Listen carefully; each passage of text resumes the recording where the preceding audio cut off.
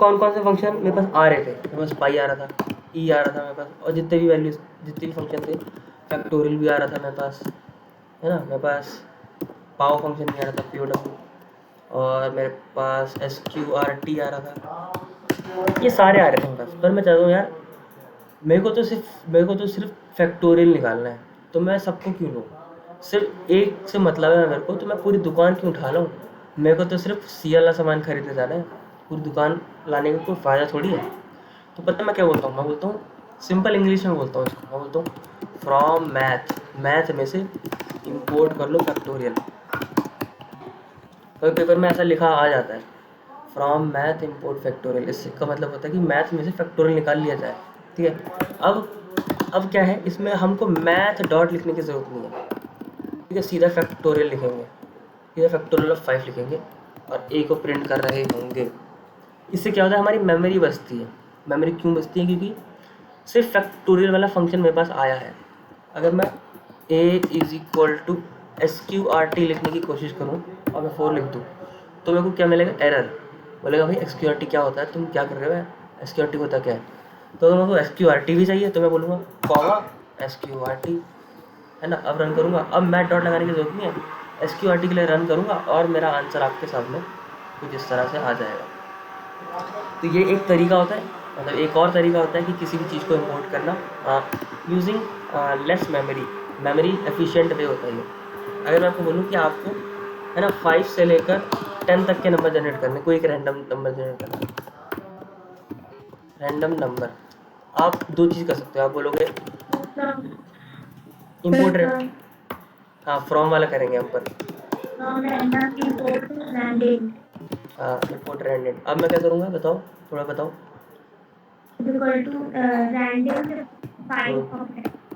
हाँ बिल्कुल, ठीक है, रैंडम डॉट लगाने की ज़रूरत नहीं है इसमें, रन करेंगे और आंसर पाएंगे और निकल लेंगे। 5 आंसर आ रहे हैं देखो, है, फिर रैंडम 6 आ रहा है, फिर रैंडम 7 आ रहा है, कुछ भी आ सकता है। तो ये क्या होता है मेरा, हाँ ये मेरा होता है फ्रॉम वाला इम्पोर्ट स्टेटमेंट। तो ये आए तो डरना मत कि क्या लिखा हुआ है, ठीक है।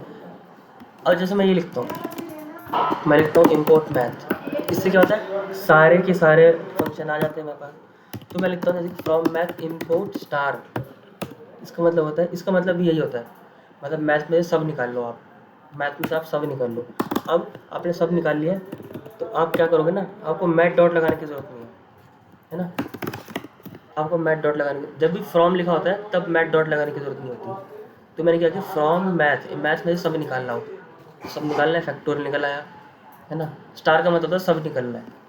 फिर ए इज इक्वल टू SQRT, देखो SQRT भी आ गया, है ना, सारे सारे मिल जाएंगे आपको।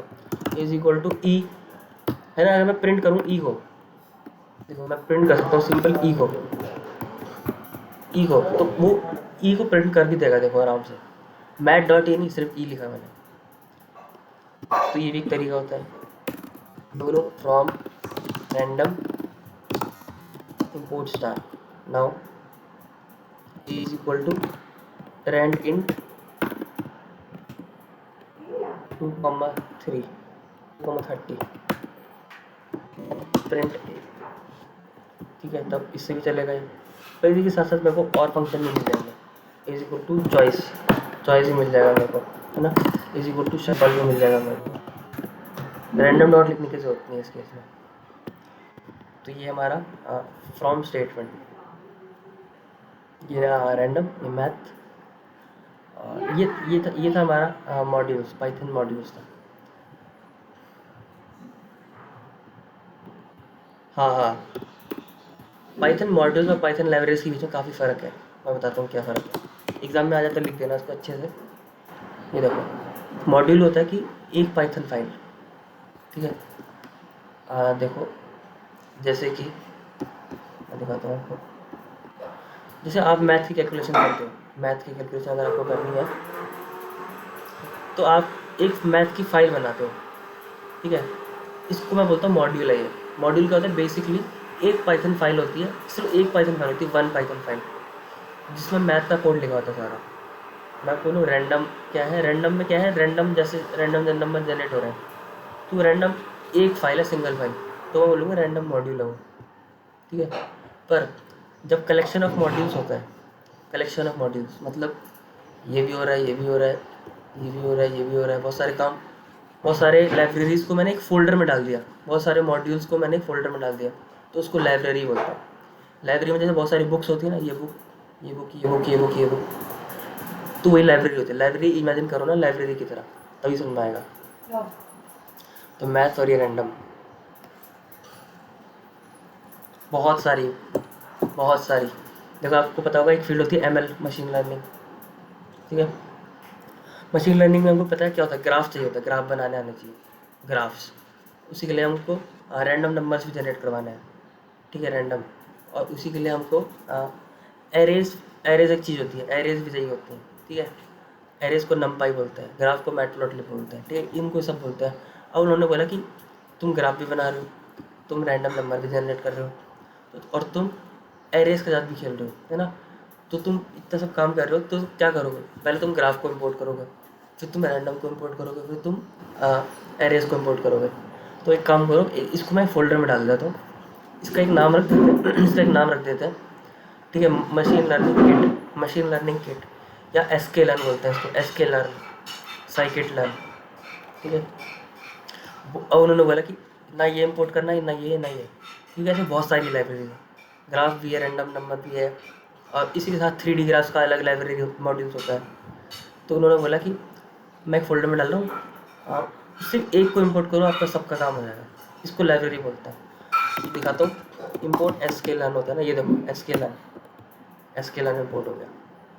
अब देखो एसके लर्न में क्या हो रहा है, ये देखो machine learning module for Python, है ना। अभी एक तरह का फोल्डर है ना, और इसमें काफ़ी सारी फाइल्स है जो लिंक हो रखी है, हमको देखनी है। ये देखो रैंडम है इसमें, नमपाई भी है, ओएस भी है, ऐसी बहुत सारी चीज़ें ना इम्पोर्ट हो रखी हैं इसमें। तो इस तरह से काम कर रहा था, थोड़ी यही होती है हमारी लाइब्रेरी, एक फोल्डर बनाओ, उसके अंदर कुछ कुछ चीज़ें होती हैं। और जब भी एक हमारी लाइब्रेरी होगी, उसमें कंडीशन ये है कि एक फाइल होगी __init___py। मैं क्या बोल रहा हूँ, लाइब्रेरी में, लाइब्रेरी की पहचान क्या है, ये है कि उसमें एक फाइल होगी, है ना, एक फाइल होगी पाइथन फाइल, है ना, एक पाइथन फाइल होगी जिसका नाम होगा पता क्या, __init___py, ठीक है। ये वाली फाइल अगर है कहीं पे, तो आप क्या बोलेंगे, वो मॉड्यूल नहीं है, वो क्या है, एक लाइब्रेरी है, वो काफ़ी बड़ी लाइब्रेरी है। तो जब मैंने इसको खोला था स्केलम को, ये देखो खुली कहाँ पर, ये देखो यहाँ खुली है, अगर दिख रहा है तो इनिट, ये है ये। तो ये क्या है, एक लाइब्रेरी है। लाइब्रेरी की पहचान ये होती है कि उसका जो नाम होता है ____py होता है, ठीक है। जैसे कि आपके 12th में एक सिलेबस था, जब आप जाओगे ना 12th में अब, तो वापस आ जाएगा वो जेंगो वेब डेवलपमेंट, आप 12th में वेबसाइट बना सकते हो, जो था, मतलब पहले तो था पर कोविड के चक्कर में कट गया था ये सिलेबस, पर शायद अगर आप 12th में जाओगे तो होगा आपका। तो जब हम जेंगो के साथ काम कर रहे होंगे, तो हम पाइथन की क्या पढ़ रहे होंगे, लाइब्रेरी पढ़ रहे होंगे। अभी हम मॉड्यूल पढ़ रहे हैं। जेंगो वेबसाइट बनाने का एक बैकएंड है, वेबसाइट डेवलपमेंट के लिए होती है, ठीक है। अगर आप 12th में मुझसे ही पढ़ोगे ना, तब मैं बता रहा हूँ काफ़ी अच्छा समझ में आ जाएगा आपको जेंगो, क्योंकि मेरे को तो 1 साल से ऊपर हो गया इसके साथ काम करते करते। तो ये भी डाल लेना, ठीक है, ये जेंगो है हमारी, और ये एक लाइब्रेरी है, नॉट मॉड्यूल। तो हम कभी ऐसे नहीं कर सकते, हम इंपोर्ट जेंगो तो करेंगे, इंपोर्ट जेंगो हम कर सकते हैं, हमने जेंगो इंपोर्ट करी। तो देखो जेंगो कहाँ खुली, __init__py में खुली है ना। ये फाइल बड़ी छोटी सी लग रही है, पर ना ये सारी फाइल ना लिंक्ड हो रखी है सारी, इसमें जेंगो के ऐप्स में ये लिंक कर रखा है, लिंक लिंक लिंक, इतनी सारी फाइलें लिंक कर रखी है। और मैं इतनी सारी फाइलों को एक कोड में ले नहीं सकता, इसलिए उसने क्या बोला, सिर्फ जेंगो इंपोर्ट कर लेना, आप सारा काम हो जाएगा।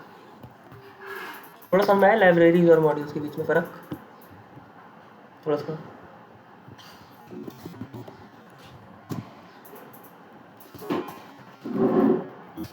हाँ कर सकते हैं। देखो क्या लिखा है लाइब्रेरी में, क्या it is a collection of modules, है ना। लाइब्रेरीज क्या होती है, कलेक्शन ऑफ मॉड्यूल्स होता है बेसिकली, ये देखो लिखा हुआ है। और मॉड्यूल्स क्या होता है, एक सिंगल फाइल होती है जिसमें काफ़ी ज़्यादा कॉम्प्लेक्स कोड होता है, यही है हमारा।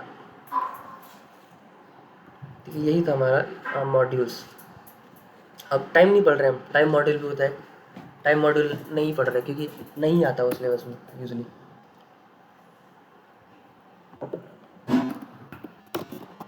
रैंडम एंड मैथ्स, बस 2 ही आते हैं और ये भी काफ़ी सिंपल आते हैं।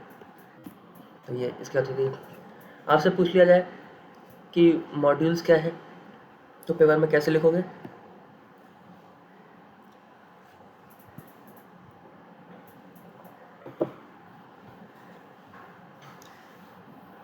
हाँ, और वो एक सिंगल फाइल होती है, ये भी लिखना है हमको। Single file containing complex code which is very common to use in daily life, and that code is written by Python developers, not by us, and we just have to use it। कुछ लिख देना कि इस्तेमाल करना आना चाहिए बस, और एग्जांपल लिख देना मॉड्यूल्स का, मैथ होता है, रैंडम होता है। लाइब्रेरी का एग्जांपल आएगा तो जेंगो लिखना, ठीक है, जेंगो लिख देना, जेंगो लिख दिया तो टीचर खुश हो जाएगा सही में, ठीक है। ये हो गया हमारी बात।